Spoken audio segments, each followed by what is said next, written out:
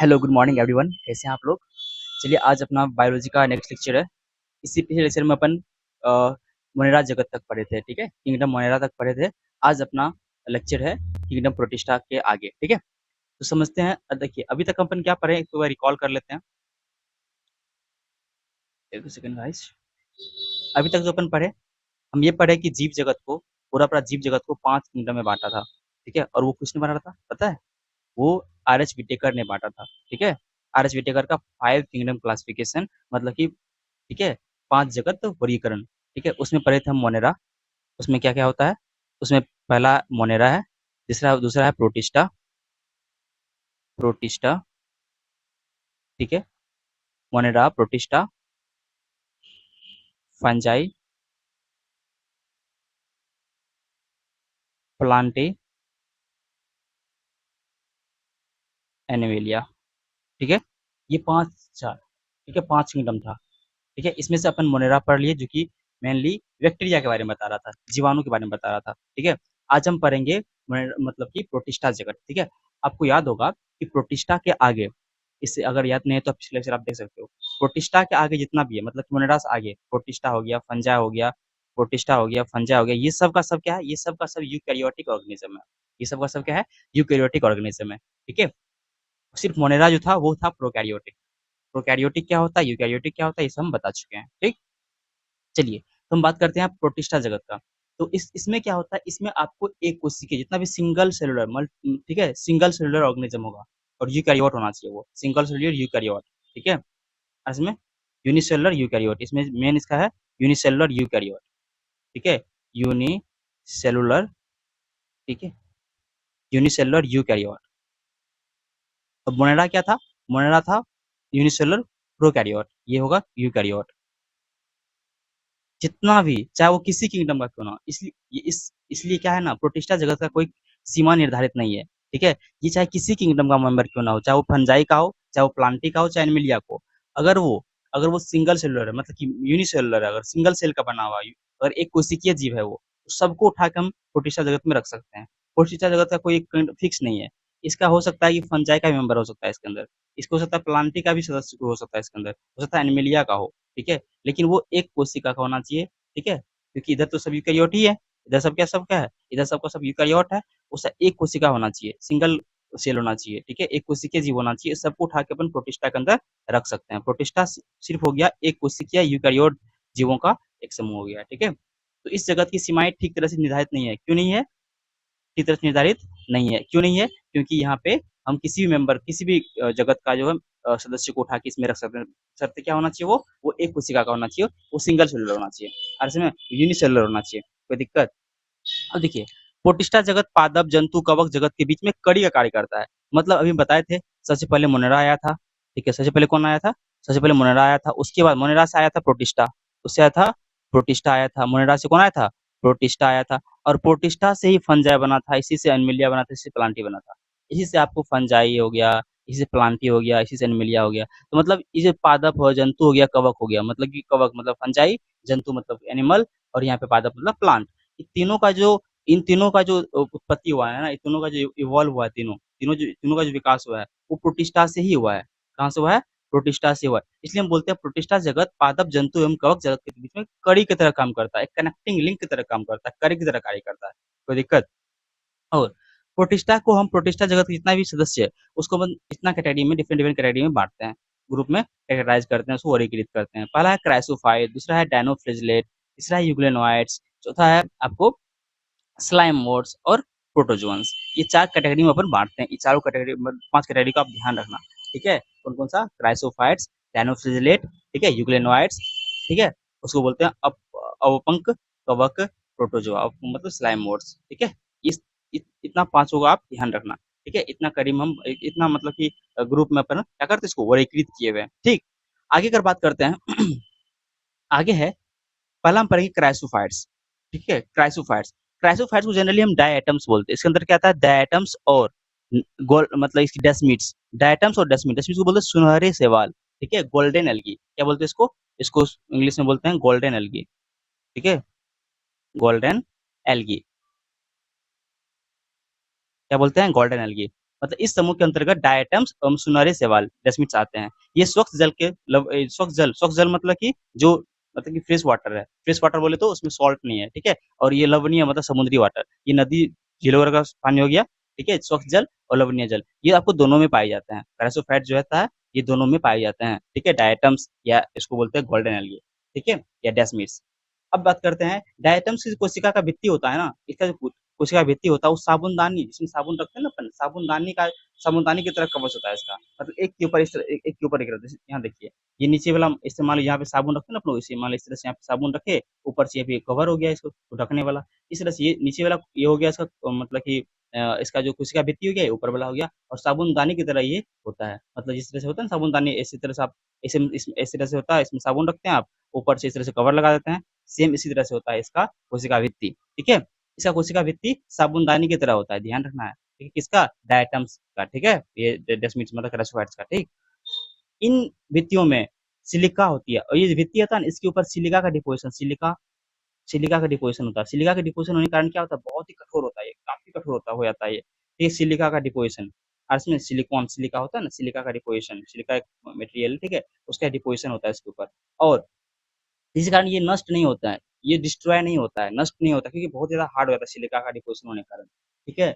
और इसमें silica silica बहुत ही हार्ड मटेरियल होता है, ठीक है? और जब ये मान लो जब समुद्र के अंदर जब ये मरता है ना, जब डायटम्स मरता है, तो क्या होगा, इसका कवच तो बच ही जाएगा क्योंकि वो नष्ट होता नहीं है। इसका जो कवच है मतलब कि कोशिका भित्ति है, तो बच जाएगा। तो क्या होता है समुद्र के अंदर क्या होता है, बहुत बड़ा-सा इसका डिपोज़िशन हो जाता है, जमा हो जाता है। तो इसका जो सिलिका का इसका जो जब डायटम जब मरता है तो अपने परिवेश में जहाँ पे वो रहता है अपना वास स्थान में कोशिका भित्ति का बहुत बड़ी संख्या में छोड़ जाते हैं, ठीक है? तो वहाँ पे बहुत ज़्यादा जमा हो जाएगा इसका, ठीक है? तो करोड़ों वर्ष में जमे हुए इस अवशेष को क्या बोलते हैं? डायएटमी मृदा बोलते हैं, डायटमेसिस अर्थ बोलते हैं, ठीक है? डायएटमी मृदा मतलब डायटमेसिस अर्थ बोलते हैं, ठीक है? और ये जो है इसका कणमय होता है, ठीक है? थोड़ा-सा खुरदरा होता है ये क्योंकि बहुत ही हार्ड होगा तो खुरदरा होता है ये। इस कारण ये मृदा का उपयोग हम पॉलिश करने के लिए हम बहुत ही हार्ड होता है तो कोई चीज़ पॉलिशिंग करने के लिए तेल हो गया, सिरप हो गया, ये सब क्या करने फ़िल्टर करने के लिए, इसको फ़िल्टर करने के लिए। और इसमें इसको फ़िल्टर करने की हेल्प करते हैं, इसको के लिए हम यूज़ करते हैं। और ये समुद्र का मुख्य उत्पादक है ये, ठीक है? ये जो है डायटम्स जो है समुद्र का मुख्य उत्पादक। आपसे मान लो क्वेश्चन पूछ दिया what is the what is the main chief मतलब प्रोड्यूसर मतलब कि उत्पादक, मेन उत्पादक मतलब मुख्य उत्पादक क्या है समुद्र का? तो क्या है डायटम्स, ठीक है? इसका जो डायटमेशियस अर्थ है, ये जो डायटमी मृदा है, जो इसकी कोशिका भित्ति की मतलब कि टूट मतलब कि इससे बना, जमा होने से बना। जब डायटम्स मरा तो क्या हो गया नीचे बहुत ज़्यादा जमा हो गया क्या? इसका डायटम्स का जो है सेल बहुत जमा हो गया मतलब इसके नीचे, ठीक है? तो ये जो अर्थ बन रहा है डायटमेशियस अर्थ, ठीक है? ये जो डायटमेशियस मृदा बन रहा है ना, मिट्टी बन रहा है ना, इसको क्या करते हैं हम तोड़-तोड़ के पॉलिश करने के लिए लेते हैं, पॉलिश करने के लिए यूज़ में लेते हैं, तेल वगैरह सबको सिरप वगैरह फ़िल्टर करने के लिए यूज़ करते हैं। ये समुद्र के अंदर मुख्य उत्पादक की तरह कार्य करता है, तो ध्यान रखना ये है आपको डायटम्स देखो ये, इस तरह से डायटम्स होता है, ठीक है? बहुत सारा डायटम्स होता है समुद्र के अंदर, जो कि क्रायोसोफाइट्स के अंदर आता है, ठीक है? जो कि प्रोकैरियोट है, ठीक है? ध्यान रखना आप, यहाँ से काफ़ी क्वेश्चन्स देखने को मिलता है। अब देखिए, नेक्स्ट कैटेगरी है आपको प्रोटिस्टा का, वो है डायनोफ्लेजेलेट। डायनो डाई का मतलब होता है 2, डायनो फ्लेजेलेट मतलब फ्लेजला, ठीक है? इसके अंदर जो है 2 फ्लेजला होता है और इसमें क्या होता है 2 फ्लेजला होता है मतलब कि कसाब जिसको बोलते हैं, फ्लेजला क्या बोलते हैं? कसाब, ठीक है? 2 फ्लेजला होता है, कसाब होता है, 2 कसाब होता है, ठीक है? क्योंकि नाम है डायनोफ्लेजेलेट। ये जिधर मुख्यतः समुद्र एवं प्रकाश संश्लेषी होता है, समुद्र में होता है और प्रकाश संश्लेषी देखिए यहाँ पे 2 फ्लेजला, एक फ्लेजला तो ये हो गया, एक फ्लेजला यहाँ पे होता है इस तरह से, एक फ्लेजला और इसमें ये हाँ, इनमें उपस्थित प्रमुख वर्णक का आधार है, जैसे कि इसमें जो भी आपको पिगमेंट होगा, इसके अंदर जो भी मेन पिगमेंट है, उसके आधार पे जो है, उसके अंदर ये पीले रंग के हो सकते हैं, ये हरा रंग का हो सकता है, भूरा रंग का, नीला रंग का या लाल रंग का, अलग-अलग रंग का ये दिख सकता है। मतलब डिपेंड करता है इसके अंदर पिगमेंट कौन-सा है, ठीक? इसकी बॉडी के अंदर पिगमेंट कौन-सा है, उसके बेसिस पे और ये प्रकाश संश्लेषण भी करता है, ठीक? इनकी कोशिका भित्ति बायसेलुलोज की कड़ी पट्टिका होती है, ठीक है? इसकी जो जैसे वहाँ पे था, अभी हम अभी पढ़े थे कि क्राइसोफाइट्स के अंदर क्या था, उसकी कोशिका भित्ति के ऊपर क्या था मतलब कि सिलिका का डिपोजिशन था। तो यहाँ पे क्या होता है, यहाँ सेलुलोज का एक कड़ी पट्टी होता है, सेलुलोज का डिपोजिशन होता है यहाँ पे, एक कड़ी, एक हार्ड, ठीक है? एक पट्टी होता है इसके ऊपर, ठीक है? अधिकतर डायनोफ्लेजेलेट में 2 कसाब होते हैं, 2 फ्लैजेला होता है, 2 फ्लैजेला, एक फ्लैजेला ये और एक ट्रांसवर्स होता है, एक लॉन्गिट्यूडिनल होता है। एक क्या होता है, एक जो होता है, एक कसाब जो होता है, एक फ्लैजेला जो होता है, वो ट्रांसवर्स होता है, ठीक है? नीचे इस तरह से नीचे, एक होगा लॉन्गिट्यूडिनल ऐसे, और इसमें इस तरह से एक नीचे, एक ऐसे और इसमें अब देखो, प्रायः डायनोफ्लेजेलेट की संख्या में अगर मान लो रैपिड मल्टीप्लिकेशन हो जाए, बहुत ज़्यादा बहुत ज़्यादा प्रोड्यूस हो जाए, बहुत ज़्यादा विस्फोट हो जाए, मतलब इसकी संख्या में विस्फोट हो जाए, ठीक है? तो क्या होता है, समुद्र का जल जो होता है ना, वो लाल रंग का दिखने लगता है। उसको बोलते हैं लाल रेड टाइड, उसको बोलते हैं लाल तरंगे, ठीक है? इससे क्या होता है, समुद्र में पूरा लाल, देखिए यहाँ पे देखो, ये जो हम फ़ोटो दिखाए यहाँ पे, ये समुद्र पूरा लाल-लाल दिखेगा, ठीक है? जब कोई समुद्र में इतना पानी अगर वो लाल-लाल दिखे, तो कैसा लगेगा आपको? बहुत ज़्यादा भयानक दिखता है, ठीक है? ये जो है लाल तरंगे दिखता है, वो लाल रेड डायनोफ्लेजेट के मल्टीप्लिकेशन, बहुत ज़्यादा इसका संख्या में विस्फोट होने के कारण, रैपिड मल्टीप्लिकेशन के कारण, ठीक है? और इसकी संख्या संख्या की और इस इतनी बड़ी संख्या के से कारण क्या होता है, अब देखो, ये जो है एक विष भी निकालता है, ठीक है? इसको बोलते हैं सेक्सीटोसिन, इसके काम में नहीं आएगा, ठीक है? इसको बोलते हैं सेक्सीटोसिन जीव नाम का विष निकालता है ये रेड डायनोफ्लेट, इसी कारण समुद्र का जो अलग-अलग मछली है, समुद्री जीव है, वो क्या होता है, मर जाते हैं। लिख ही देते हैं यहाँ पे, ठीक है? ये सेक्सीटोक्सिन नाम का ये क्या निकालता है, यहाँ पे एक विष निकालता है, पॉइज़न निकालता है, जो कि अलग मतलब मछली या समुद्री जीव को मार देते हैं, ठीक है? और इसमें ये ध्यान रखना आप, ठीक है? उदाहरण के लिए है गोनियोलैक्स, गोनियोलैक्स गोनियोलैक्स, ठीक है? ये भी डायनोफिलेट का एग्जांपल है और इसी कारण ये रेड टाइड आता है, मतलब कि लाल तरंगे आता है और ये विष का यहाँ प्रोड्यूस करता है ऑक्सीटोसिन, जिससे कि समुद्री जानवर मर जाते हैं। ये हो गया गोनियोलैक्स, जो कि एग्जांपल है किसका? डायनोफिलेट का। तो गोनियोलैक्स एक प्रोटोस्टा हो गया जो कि डायनोफिलेट के अंदर आता है, ठीक है? अरे बोलिए, कोई दिक्कत? आगे बढ़े?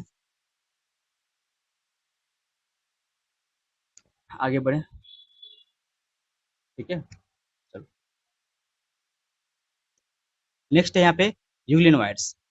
अब देखो, ये भी प्रोटिस्टा का तीसरा ग्रुप है, यूग्लिनोइड्स। अब यूग्लिनोइड्स के अंदर क्या होता है, ये आपको स्वच्छ जल में पाया जाता है। कहाँ पाया जाता है? फ्रेश वाटर में। कहाँ जाएगा? ये फ्रेश वाटर में पाया जाएगा, फ्रेश वाटर के अंदर।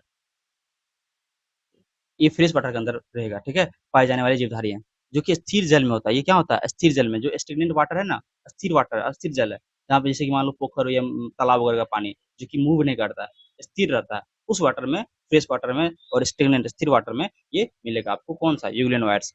इसकी इसकी कोशिका भित्ति की जगह पे क्या होता है? इसकी कोशिका भित्ति की जगह पे यहाँ पे एक प्रोटीन युक्त पदार्थ होता है, का एक परत होता है, एक लेयर होता है, प्रोटीन का एक लेयर होता है इसके, मतलब कोशिका भित्ति की जगह पे। उसको बोलते हैं प्लाइकल। क्या बोलते हैं? प्लाइकल। और जो ये प्लाइकल जो होता है ना, थोड़ा फ्लेक्सिबल होता है, लचीला होता है। क्या होता है ये? लचीला होता है। इसी कारण संरचना क्या होता है इसका? लचीला बनता है। इसमें भी 2 कसाब होता है, एक छोटा एक बड़ा, ठीक है? एक छोटा होता है, दूसरा लंबा होता है, ठीक है? 2 कसाब, 2 फ्लैजेला होता है। कसाब मतलब फ्लैजेला, ठीक है? 2 फ्लैजेला होता है, देखो एक ये फ्लैजेला हुआ, एक छोटा सा फ्लैजेला यहाँ होता है। एक 2 फ्लैजेला होता है, एक फ्लैजेला एक ये है कसाबी का, ठीक है? और यहाँ पे हुँ। और ये सूर्य प्रकाश की उपस्थिति में ये प्रकाश संश्लेषी भी होते हैं। देखो ध्यान देना, यूरेनाइड के अंदर 2 प्रॉपर्टी होता है। ये जो लाइन है बहुत ज़्यादा इंपॉर्टेंट, यहीं से क्वेश्चन मिलता है बनता है, ठीक है? ये जो है, ये स्वपोषी भी है और ये परपोषी भी है। दोनों का नेचर इसके पास है। यूरेनाइड के अंदर जो है दोनों नेचर है, दोनों प्रकृति है। ये स्वपोषी भी है और ये परपोषी भी है। अगर सूर्य का प्रकाश उपस्थित है कि प्रकाश संश्लेषी हो जाते हैं, प्रकाश संश्लेषण करता है, अपना भोजन बनाता है। अगर सूर्य का प्रकाश मान लो नहीं है, ठीक है? ये सूक्ष्म जीवों को मतलब कि शिकार करके ये परपोषी हो जाते हैं, परपोषी की तरह बिहेव करता है। तो ध्यान रखना, यूग्लिनोइड के पास जो है ये बहुत इंपॉर्टेंट लाइन है, ये जो है ये इंपॉर्टेंट है, ठीक है? ये बहुत इंपॉर्टेंट है कि ये जो है प्रकाश संश्लेषी भी होते हैं और परपोषी भी होते हैं। डिपेंड करता है कि सूर्य की रोशनी है कि नहीं है। सूर्य की रोशनी होने पे स्वपोषी और या तो ये, ठीक है? और आश्चर्यजनक रूप से ये यूग्लिनोइड में पाए जाने वाले वर्णक जो होता है, इसके अंदर जो वर्णक होता है पता है? इसके अंदर जो वर्णक होता है, जो हायर प्लांट है ना, जो अभी का जो आपको दिखता है अलग-अलग प्लांट, ठीक है? इस उच्च पादप जो है, ठीक है? एंजियोस्पर्म, ठीक है? इसके जो है वर्णक से मिलता है। जैसे क्लोरोफिल ए, इस पादप उच्च पादप में क्या होता है? क्लोरोफिल ए होता है, यहाँ भी तुमको क्लोरोफिल ए मिलेगा। यूग्लिनोइड के अंदर भी क्लोरोफिल ए मिलता है। उच्च पादप इन दोनों में, यहाँ भी क्लोरोफिल, यहाँ भी क्लोरोफिल ए मिलेगा। तो मतलब कि अगर बात करते हैं, तो उच्च पादप में जो वर्णक मिलता है ना, वही वर्णक आपको यहाँ पे मिलता है, यूग्लिनोइड के अंदर ही मिलता है। यूग्लिनोइड के अंदर आप देखो, हेटरोट्रॉपिक नेचर भी है और यहाँ पे जो है आपको क्या कहते हैं, मतलब कि हेटरोट्रॉपिक नेचर भी है और ऑटोट्रॉपिक नेचर है, मतलब कि परपोषी भी यहाँ प्रकृति की तरह बिहेव करता है, ये प्रकृति की तरह मतलब परपोषी की तरह भी ये व्यवहार करता है और स्वपोषी की तरह भी व्यवहार करता है। इसका मतलब जो पादप और जंतु के बीच में एक कनेक्टिंग कड़ी की तरह काम करता है ये, ठीक है? अर्थ में, तो मतलब अगर जंतु बना होगा ना, अगर मान लो पादप से, ठीक है? तो ये जो है बीच में ये कड़ी की तरह काम करता है। अर्थ में यूग्लिनोइड्स, इसके पास दोनों प्रॉपर्टी है। हम लोग के पास, जंतु के पास क्या है? सिर्फ परपोषी जंतु, जंतु स्वपोषी नहीं होता है, जंतु तो परपोषी होता है, ठीक है? और पादप क्या होता है? पादप जनरली स्वपोषी होता है। तो यहाँ ये इसके पास दोनों नेचर है, स्वपोषी भी है और परपोषी के क्या नेचर भी है, दोनों का तरफ व्यवहार करता है ये, ठीक है? ये एक तरह कड़ी कह सकते हैं हम कि ये जो पादप और जंतु के बीच में कड़ी की तरह आपको काम करता है ये, ठीक है? उसके बाद हम बात करते हैं इसका एग्जाम्पल क्या हो गया यूग्लिना। एग्जाम्पल क्या है इसका एग्जाम्पल है यूग्लिना। कोई दिक्कत? एग्जाम्पल क्या है यूग्लिना, ठीक है? आगे बढ़े। आगे देखिए, आगे है आपका स्लाइम मोड्स, ठीक है? आगे क्या है? आगे है अपना स्लाइम मोड्स, ठीक है? अब देखो स्लाइम मोड्स, ये जो स्लाइम मोड्स होता है ये मृतपोषी प्रोटिस्टा होता है, ये मृतपोषी, ठीक है? मृतपोषी कहने का मतलब जो जो भी ऑर्गेनिज्म जो मरा ऑर्गेनिज्म है, जो मर चुका है, ठीक है? ठीक है? और इसमें उसके ऊपर ये क्या करेगा? अपना फीड करेगा, अपना भोजन वहाँ से ग्रहण करेगा, ठीक है? ये मृतपोषी होता है, सैप्रोफाइट्स होता है ये, ठीक है? और ये सड़ी हुई टहनियों तथा पत्तियों के साथ गति करते हुए जैविक पदार्थ का भक्षण करता है ये, अर्थ है उसको ऑब्जर्व करेगा, उसको करेगा, ठीक है? अब देखिए ये अनुकूल परिस्थिति में मतलब जब फेवरेबल कंडीशन है उस केस में ये प्लाज्मोडियम एक समूह प्लाज्मोडियम बनाते हैं, क्या बनाते हैं? प्लाज्मोडियम बनाते हैं और ये बहुत इंपॉर्टेंट है, ध्यान रखना। ये कब प्लाज्मोडियम बनाते हैं? ये प्लाज्मोडियम बनाते हैं कब? ये अनुकूल परिस्थिति में, जब फेवरेबल कंडीशन जब फेवरेबल होता है उस केस में क्या बनाता है ये? उस केस में ये प्लाज्मोडियम कब बनाते हैं? देखिए जो कि कई फीट तक लंबा होते हैं, ये ध्यान रखना अनुकूल परिस्थिति में, ठीक है? अनुकूल फेवरेबल कंडीशन में, फेवरेबल कंडीशन में अनुकूल परिस्थिति में क्या बनाता है ये? प्लाज्मोडियम का निर्माण करता है, ठीक है? क्या बनाता है ये? प्लाज्मोडियम का निर्माण करता है अनुकूल परिस्थिति में, जो कि कई फीट तक लंबा हो सकता है, ठीक है? ये यहाँ से इंपॉर्टेंट आता है, जब जब क्या कहते हैं स्लाइम मोड जो है अनुकूल परिस्थिति में क्या बनाता है? प्लाज्मोडियम बनाता है, क्या बनाता है? प्लाज्मोडियम बनाता है, ठीक है? और प्रतिकूल परिस्थिति में ये मतलब कि बिखर कर सिरों पर बीजाणुयुक्त अपने जो सिरा होता है ना इसका सिरा पे, यहाँ पे इस तरह से मान लो ये स्लाइम मोड से तो अपने सिरा पे यहाँ पे क्या बनाएगा? एक स्पोर, यहाँ पे स्पोर बनाएगा, क्या बनेगा? स्पोर, यहाँ बीजाणु बनाता है और ये बीजाणु फिर यहाँ पे छिड़क के जो है नया-नया ऑर्गेनिज्म, नया-नया जीव बनाएगा, ठीक है? नया-नया स्लाइम मोड्स बनाएगा। तो ये जो प्रतिकूल परिस्थिति में क्या होता है? बिखर कर सिरों पर बीजाणु फलनकाय बनाते हैं और इन बीजाणुओं के परिक्षेपण वायु के साथ होता है। इसका जो ये जो है इसका जो ये जो डिस्ट्रॉय होगा मतलब कि डिस्पर्स होगा, फैलेगा, ये वायु वायु के साथ हेल्प से फैलेगा और यहाँ से हर एक बीजाणु जो है, हर एक बीजाणु से नया-नया स्लाइम मोड्स बन जाएगा। अर्थ में तो ये प्रतिकूल परिस्थिति में तो ये क्या बीजाणु बनाता है, यहाँ पे ध्यान रखना। अनुकूल में ये क्वेश्चन यहाँ से आता है, तो अनुकूल परिस्थिति में स्लाइम मोड जो अनुकूल में क्या बनाता है? अनुकूल में तो बनाएगा प्लाज्मोडियम, क्या बनाएगा? अनुकूल में प्लाज्मोडियम बनाएगा। अनुकूल परिस्थिति में प्लाज्मोडियम बनाएगा, ठीक है? और जब प्रतिकूल परिस्थिति में प्रति ठीक है? प्रतिकूल परिस्थिति में जो है, प्रतिकूल में क्या बनाता है? बीजाणु बनाता है। ये ध्यान रखना, क्वेश्चन यहाँ से इंपॉर्टेंट है, बीजाणु, ठीक है? अनुकूल में तो प्लाज्मोडियम और प्रतिकूल में बीजाणु, यहाँ से ये इंपॉर्टेंट है। ये क्वेश्चन यहाँ पे आपको इंपॉर्टेंट है, ये यहाँ से देखने को मिलेगा, ठीक? आगे बढ़े, आगे बढ़े। ये देखो यहाँ पे ये दिखा रहा है, ये देखो पत्ती की टहनियों सब पे ये दिख रहा है, ये क्या है? ये स्लाइम मोड्स है, ठीक? चलो, आ गया प्रोटोजोआ, ठीक है? ये इंपॉर्टेंट है, बहुत सबसे इंपॉर्टेंट अगर बात करते हैं ना आपके अगर एग्जाम पॉइंट ऑफ व्यू से तो प्रोटोजोआ है, यहाँ से क्वेश्चन आता है, ठीक है? सही प्रोटोजोआ ये जो है ट्रोट्रॉप्स होते हैं, परपोसी होता है, क्या होता है? प्रोपोसी होते हैं, जो ठीक है? जो कि प्रेडेटर की तरह काम है, परभक्षी की तरह अथवा परजीवी दोनों की तरह रहता है, ठीक है? प्रेडेटर मतलब दूसरे छोटे-छोटे ऑर्गेनिज्म को शिकार करेगा या परजीवी पैरासाइट किसी दूसरे ऑर्गेनिज्म पे ये रहेगा, ठीक है? जैसे अर्थ में उसको परजीवी बोलते हैं, ये डिपेंड रहेगा, ठीक है? ये जो है आपको प्रोटोजोआ जो है, ठीक है? ये परपोसी होता है, परपोसी में भी किस तरह का? ये या तो प्रेडेटर होगा या तो ये पैरासाइट होगा, मतलब कि परजीवी होगा, ठीक है?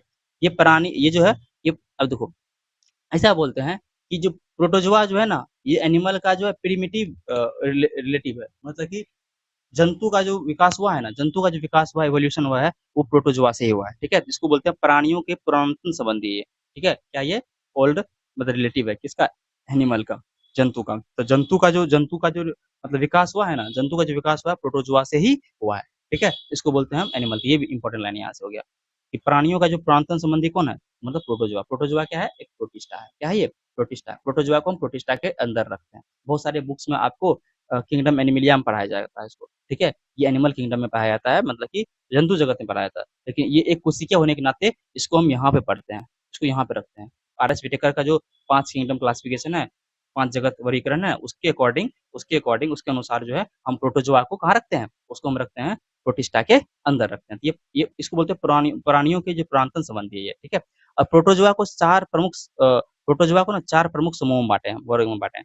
पहला है अमीबॉयड, अमीबा जैसा जो होता है अमीबिया, जैसे कसाबी जिसका फ्लैजेला होगा, उसके बाद पक्षाबी जिसके पास सिलिया होगा, उसके बाद यहाँ पे स्पोरोजोआ, ठीक है? ये क्या है 4 कैटेगरी बाँटना है 1, 2, 3, 4 में, ठीक है? अभी भी है। जैसे कि एंटमीबा इसका एग्ज़ाम्पल क्या है? एग्ज़ाम्पल इम्पोर्टेंट है। एंटमीबा जो कि एक परजीवी होता है, जो कि अमीबिया अमीबॉइड का है। उसके बाद फ्लैजिलेटेड प्रोटोज़ोआ देखिए निर्दालु व्याधि नामक बीमारी। अब देखो, इसको बोलते हैं स्लीपिंग सिकनेस, ठीक है? यहाँ पे बहुत इम्पोर्टेंट है यहाँ पे, ये लाइन बहुत इम्पोर्टेंट है, ठीक है?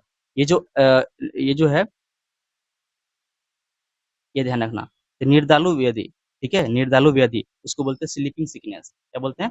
स्लीपिंग सिकनेस, ये इम्पोर्टेंट है। ये जो निर्दालु व्याधि मतलब स्लीपिंग सिकनेस, ये नाम का बीमारी होता है, वो ट्रिपेनोसोमा नाम के प्रोटोज़ोआ से होता है और ट्रिपेनोसोमा जो है एक फ्लैजिलेटेड प्रोटोज़ोआ है। इसी कारण होता है निर्दालु निर्दालु व्याधि, इसको बोलते हैं स्लीपिंग सिकनेस, ठीक है? निर्दालु व्याधि, स्लीपिंग सिकनेस नाम का बीमारी। यहाँ लिख देते हैं हम SLEEPING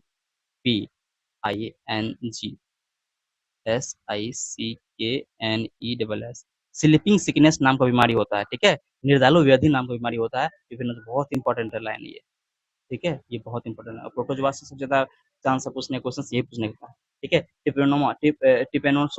टिपेनोसोमा नाम का जो है प्रोटोज़ोआ के कारण जो है निर्दालु व्याधि नाम का बीमारी होता है, स्लीपिंग सिकनेस नाम का बीमारी होता है, ठीक? और अब सिलेटेड जहाँ पे सिलिया पे फ्लैजेला से छोटा होता है सिलिया, जैसे पैरामीशियम है, इसके ऊपर देखो छोटा-छोटा ये क्या है सिलिया है, ठीक है? सिलिया। सिलेटेड प्रोटोज़ोआ की उदाहरण है पैरामीशियम, ठीक है? पैरामीशियम पैरामीशियम अच्छा बताओ, इसमें जितना भी जीव का आप एग्ज़ाम्पल ले रहे हैं, सबका सब कैसा होगा? मतलब अभी क्या पढ़ रहे हैं हम? प्रोटिस्टा पढ़ रहे हैं ना, तो प्रोटिस्टा के अंदर जितना भी जीव है, सबका सब कैसा होगा? एक कोशिकीय होगा और यूकेरियोट होगा। तो मतलब ये तो श्योर है जितना भी एग्ज़ाम्पल अब यहाँ पे हम ले रहे हैं, सबका सब क्या है? एक कोशिकीय है। ठीक? तो यहाँ पे पैरामीशियम हो गया, ट्रिपेनोसोमा हो गया, अभी जितना भी एग्ज़ाम्पल लिए आप, ये सब का सब क्या है? दीज़ ऑल आर द यूनिकैरियोट, ये सब का सब यूनिकैरियोटिक यूनिसेलुलर यूकेरियोट है, ठीक है? यूनिसेलुलर यूकेरियोट है ये सब। चलो, हम बात करते हैं स्पोरोज़ोआ। स्पोरोज़ोअन्स में उदाहरण है प्लाज़्मोडियम। ये प्लाज़्मोडियम और अभी जो पढ़े हम स्लाइमोइड्स में, वो प्लाज़्मोडियम अलग है, वो अलग प्लाज़्मोडियम है, ये अलग प्लाज़्मोडियम है। ये एक स्ट्रक्चर बनाता है। यहाँ पे ये एक जीव का नाम है प्लाज़्मोडियम, ठीक है? यहाँ जो है प्लाज़्मोडियम एक जीव का नाम है, ये अलग प्लाज़्मोडियम ये जीव का नाम है, जो कि मलेरिया परजीवी है और इसी कारण मलेरिया होता है। देखो यहाँ पे दिख छोटा-छोटा ये प्लाज़्मोडियम है, ये क्या है? प्लाज़्मोडियम, ये जो ब्लैक कलर का यहाँ दिख रहा है वो प्लाज़्मोडियम है। और मलेरिया मलेरिया जो है प्लाज़्मोडियम के कारण होता है। मच्छर बस यहाँ पे वेक्टर वाहक की तरह काम करता है। क्या करता है ये? वाहक, वाहक समझते हैं? जो प्लाज़्मोडियम को हमारे शरीर में लाता है। हर समय प्लाज़्मोडियम को हमारे शरीर में लाता है। ये एक वेक्टर की तरह काम करता है, ठीक है? ये एक वाहक की तरह काम करता है। ये उठा के हमको लाता है हमारे शरीर के अंदर, हमारे ब्लड के अंदर, ठीक है? ये जो मलेरिया जो है, मच्छर बस वहाँ पे वाहक की तरह काम करता है। उसमें फीमेल एनोफ्लीज याद रखना, जो मादा एनोफ्लीज है, वो प्लाज़्मोडियम के वाहक की तरह काम करता है और प्लाज़्मोडियम वो है मलेरिया परजीवी और प्लाज़्मोडियम के कारण हमको क्या होता है? हमको क्या होता है? मलेरिया होता है, ठीक? तो प्लाज़्मोडियम एक मलेरिया परजीवी है जो कि स्पोरोज़ोअन्स है, जो कि प्रोटिस्टा के अंदर आता है, ठीक है? चलो, कोई दिक्कत? आगे बढ़ें, ठीक है? कोई दिक्कत यहाँ तक?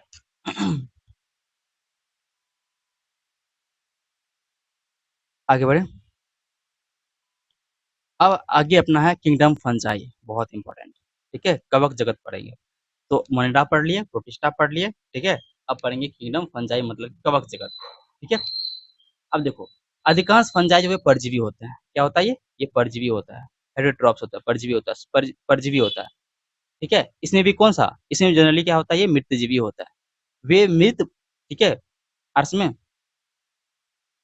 अब देखो वेस्टेसस से घुलित कार्बन जो भी मृत वस्तु है ना, ठीक है?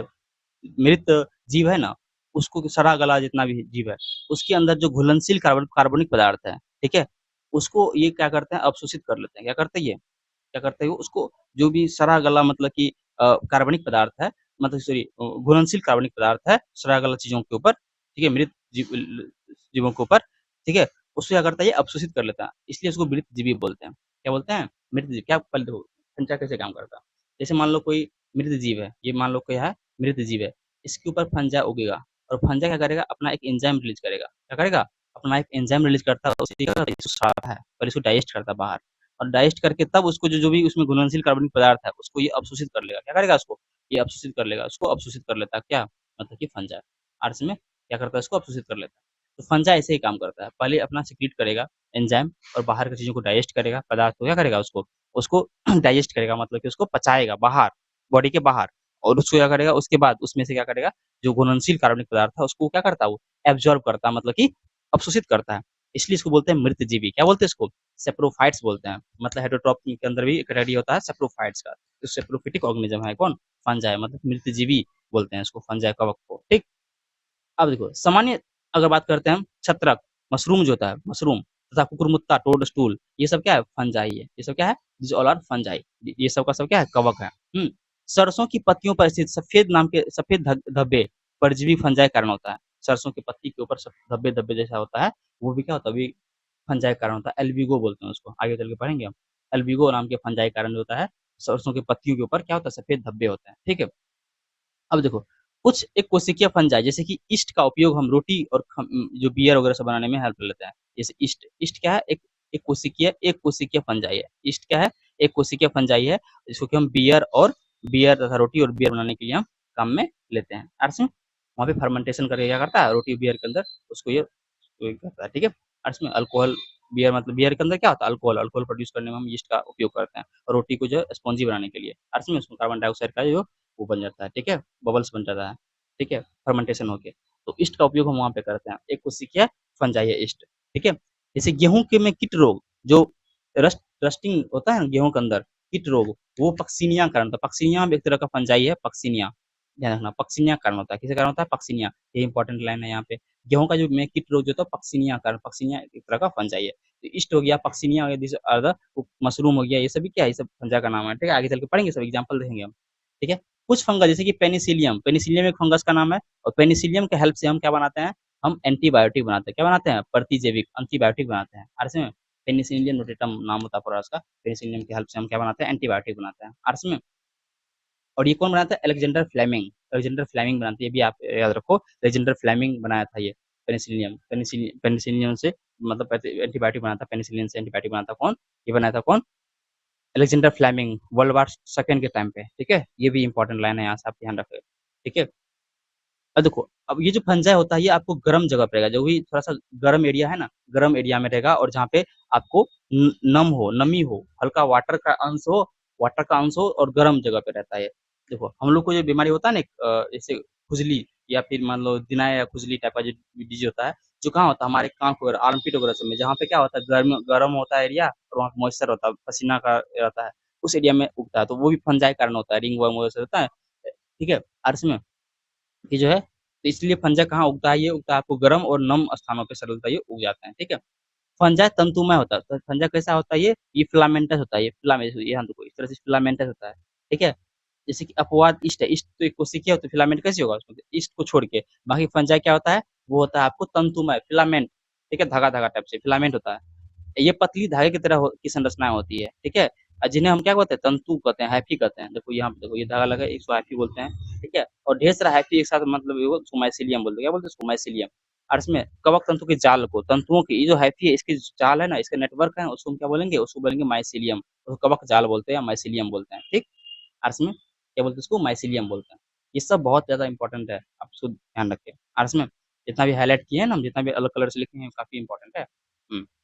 अब देखो आगे हम बात करते हैं तो कोशिका जो भित्ति होता है फंजा का जो कोशिका भित्ति होता है फंजा कोशिका से मिलकर बना हुआ इसका जो कोशिका भित्ति होता है ये काइटिन का बना होता है। किसका बना होता है?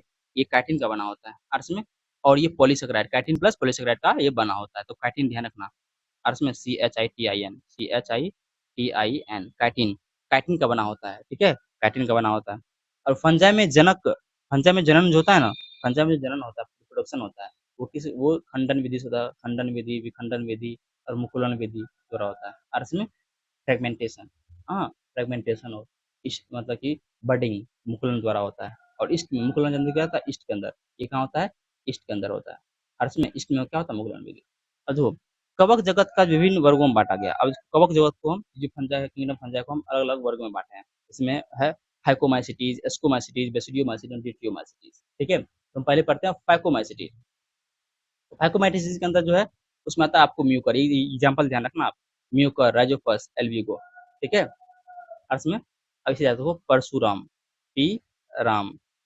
ऐसे आप ट्री कहते हो पी से फाइकोमाइसिटीज फाइको इसको ऐसे पढ़ते हैं PHY, फाइकोमाइसिटीज, मैं SCETES मैसिटीज, फाइकोमाइसिटीज, फाइकोमाइसिटीज, ठीक है।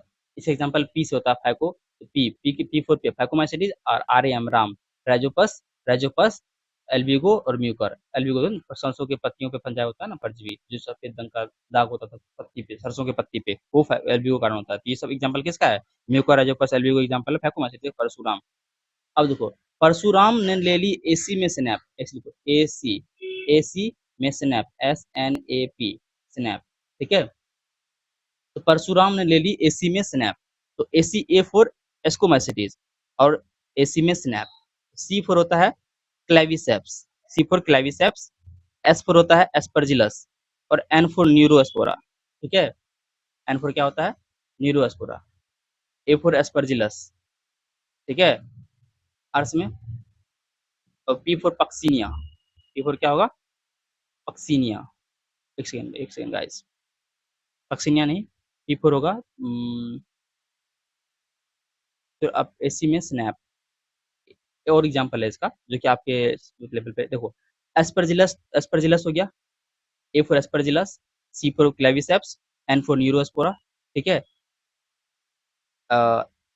एस फॉर होता है एस्कोमाइसिटीज में, साथ में एक सेकंड,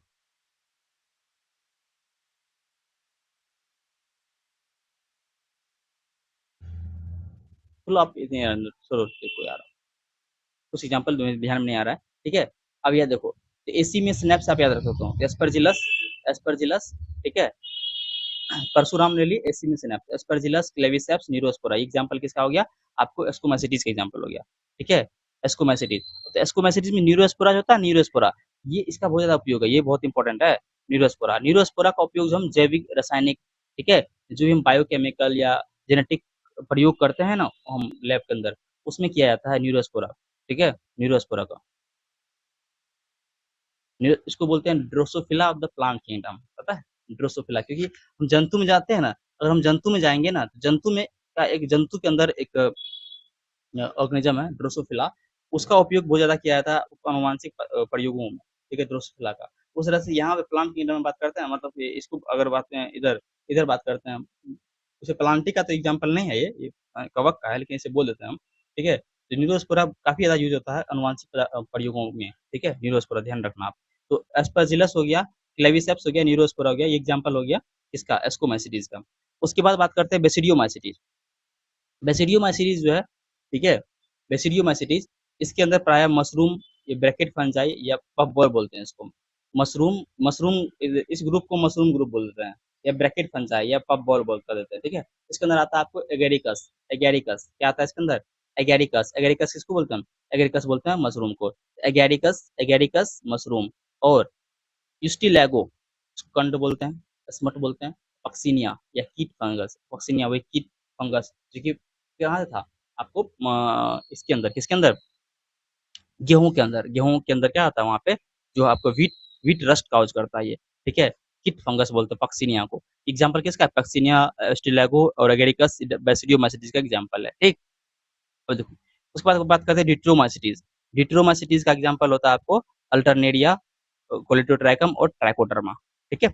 ये प्राय ये जो है अपूर्ण कवक है। अब देखो, जैसे हम बात करते थे ना प्रोटिस्टा का जो मेंबर, मतलब प्रोटिस्टा ग्रुप का, प्रोटिस्टा जो है किंगडम जगत का, कोई एक सीमा निर्धारित नहीं था, उसके अंदर हम किसी को भी रख सकते थे, ठीक है। उसी तरह से यहाँ फंजा के अंदर भी एक ग्रुप आता है, फंजा के अंदर, उसके अंदर एक ग्रुप आता है डिट्रोमाइसिटीज, इसका भी कोई मतलब कि यहाँ पे ये कवक पूर्ण अपूर्ण कवक बोलते हैं इसको, पता है? वैसा कवक इसकी, ये किसी ग्रुप का हो सकता है, ये ठाकुर मछली किसी का भी हो सकता है मेंबर, उसको इसमें हम डाल देते हैं अगर उसका हमको मतलब कि उसका उसका जो हम क्या कहते हैं लैंगिक या जो इसका जो मतलब कि रिप्रोडक्शन, जनन जो है, जनन की प्रक्रिया अगर हमको पता नहीं है, प्रॉपर पता नहीं है, तो मान लो ऑर्गेनिज्म को डिस्कवर किए हम, लेकिन उसका हम जनन का प्रक्रिया वगैरह से हमको पता नहीं है एक्चुअल में, ठीक है। तो इसके अंदर लैंगिक होता है, लैंगिक होता है, कैसा होता है इसका, तो वो उसको हम कहाँ रख देंगे? उसको हम रख देंगे डिट्रोमाइसिटीज के अंदर। कहाँ रखेंगे उसको हम? उसको रखेंगे हम डिट्रोमाइसिटीज के अंदर, ठीक है। ये जो है प्राय अपूर्ण कवक कहते हैं, इसको क्या बोलते हैं? अपूर्ण कवक, ध्यान रखना। जो डिट्रोमाइसिटीज का क्या बोलते हैं? अपूर्ण कवक, ये इंपॉर्टेंट लाइन है, अपूर्ण कवक बोलते हैं इसको, ठीक है, क्योंकि इसकी केवल अलैंगिक अथवा कायिक प्रबंधन ही ज्ञात हो पाई है, ठीक है। इसका लैंगिक जनन इसमें हम डिस्कवर नहीं कर पाए, ऐसा-ऐसा जैसे एक एग्ज़ाम्पल है अल्टरनेरिया, पोएटोट्रैकम और ट्राइकोडर्मा, ये एग्ज़ाम्पल है इसका। इसको हम बोलते हैं अपूर्ण कवक, क्योंकि इसका जो हम लैंगिक या कायिक अवस्था को हम ज्ञात नहीं कर पाए हैं। आ रहा समझ में? ये काफ़ी इम्पोर्टेंट है, ठीक है? ये ध्यान रखना। तो ये हो गया आपका फंजाई, किंगडम फंजाई, ठीक है?